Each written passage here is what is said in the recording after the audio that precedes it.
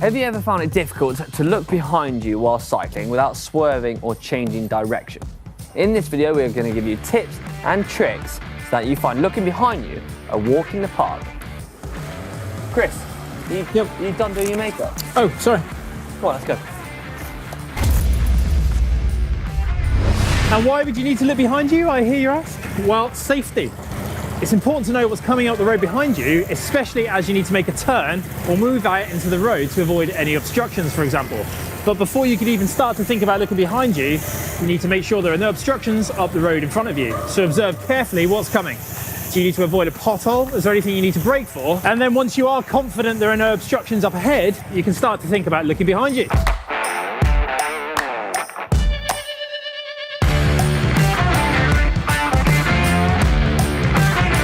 If you're trying this for the first time, then we would definitely recommend you try it in an empty road like this, or even an empty car park.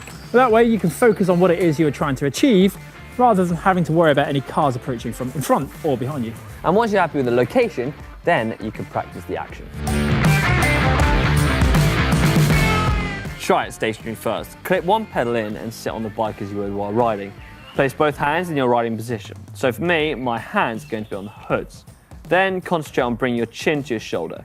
You don't need to go any further than that. This way you're keeping your shoulders and arms nice and straight.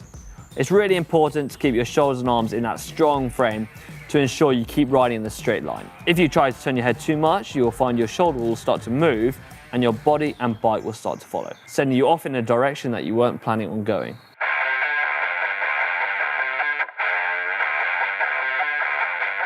And how long should you look behind you for? Well, it's just a glance. You don't need to look over your shoulder for a prolonged period of time. All you need to do is check there's nothing coming up behind you quickly. So you've practiced the action a couple of times while stationary, and now you want to try it while riding. But do it with speeds you're comfortable with first. But all you have to do is go through the same steps. And just like that, it will become nice and easy.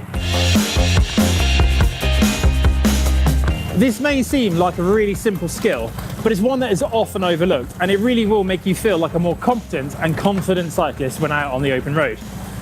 Not only that, but it is also a potential lifesaver. Knowing what's coming behind you is absolutely crucial when riding out on the open road. Yeah, you want to know when cars are coming up behind you, and you want to get that glimpse of your friend losing touch with your wheel. Trust me, that is something you do not want to miss.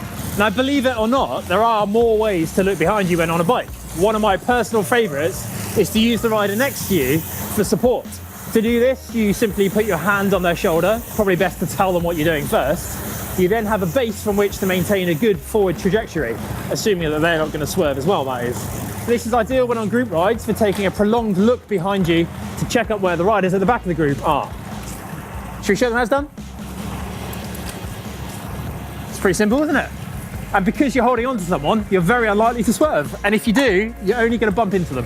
And then for the more frequent racers among you, there's a really easy one where you can look under your elbow. Simply dip your head towards your elbow, lift your elbow, and there you have it. You can see exactly where the rider behind you is. Yeah, this is more useful for those sort of scenarios when you're going through and off perhaps in a group and you just want to check where that wheel behind you is. Or even if you just want to drop your friend. Yeah, that's true. Yeah, you're convinced about dropping people. That's all you want to talk about today, dropping people. We've got one more way there, haven't we? We have indeed, yes. Do you want to show them? Yeah, come on, let's pull over.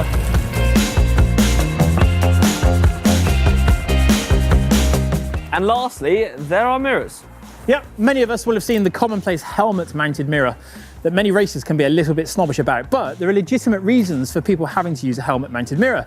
Anyone that's had a neck injury or lacks a little bit of flex in their upper body will find it a lot easier being able to look behind them quickly. And then you have these, the bar end mounted mirrors that our friends over at CORKY sent us to try out. The CORKY bar end mirror is a viable alternative to physically turning around and looking over your shoulder. It's light, it's discreet. In fact, when you're not using it, you barely even notice it on the bars. There you have it, all our tips and tricks to be able to make looking behind you nice and easy. If you did enjoy this video, then what do you do, Chris? Give us a big thumbs up. And for more how-to videos, why don't you click down there on the mirror.